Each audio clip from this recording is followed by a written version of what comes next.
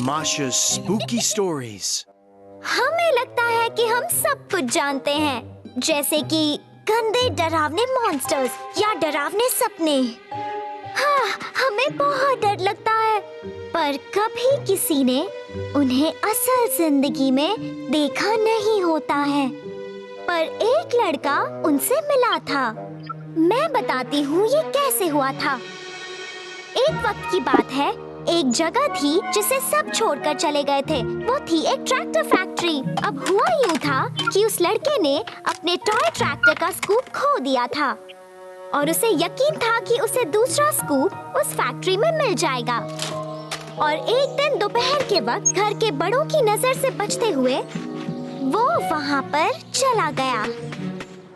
लड़के ने फैक्ट्री की दीवार पार की और उसने देखा अपने सामने फैली हुई एक लंबी बिल्डिंग। हर तरफ टूटे हुए खंभे पड़े हुए थे और सारी खिड़कियां टूटी हुई थी।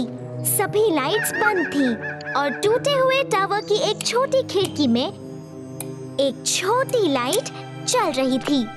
वो लड़का उस टावर पर चढ़ने लगा और वहाँ उस कमरे में आईने के सामने वाली टेबल पर एक बड़ा ही बदसूरत मॉन्स्टर आराम से बैठा हुआ था। उसके पूरे शरीर पर बाल थे। उसने आईने में खुद को देखा और फिर होठों पर लिपस्टिक लगाई, एक पेंटिंग रोलर से।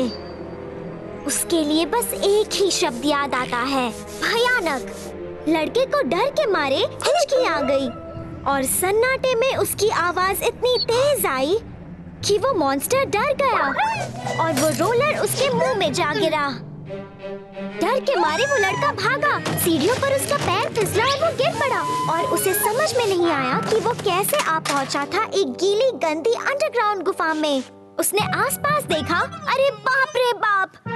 वो बैठे हुए थे एक दूसरे के सामने कुछ बक्सों पर, दो मॉन्स्टर्स, और उनके पास खड़ा था एक बड़ी बड़ी मूंछों वाला आदमी। वहाँ पर केबल लपेटने वाली एक लकड़ी की रील पड़ी थी और वो उसे पटके जा रहे थे जोर जोर से।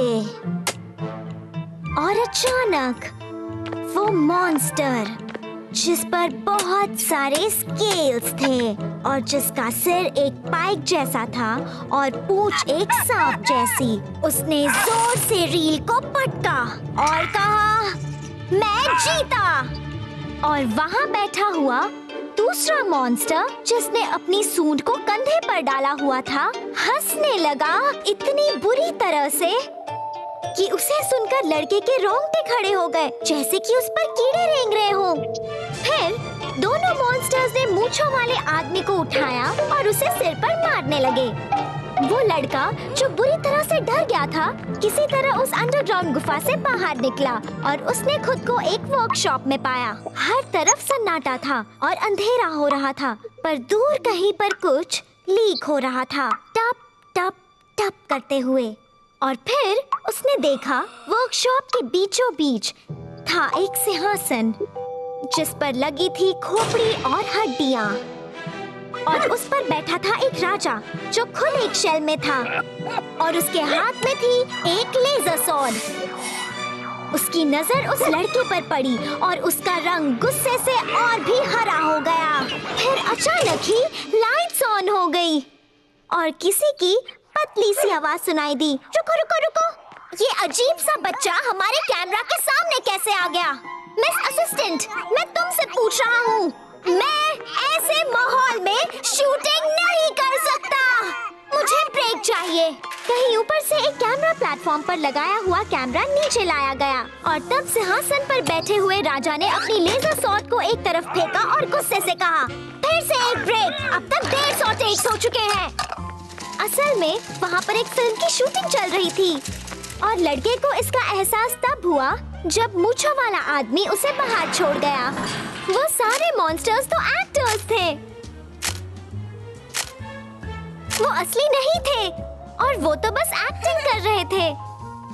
तो फिर मैं एक बुद्धू की तरह उनसे क्यों डरूं? तो मेरे दोस्तों, किताबों और फिल्मों के सभी मॉन्स्टर्स सब के सब नकली होते हैं। बस एक कहानी, किसी के दिमाग में आया हुआ एक ख्याल।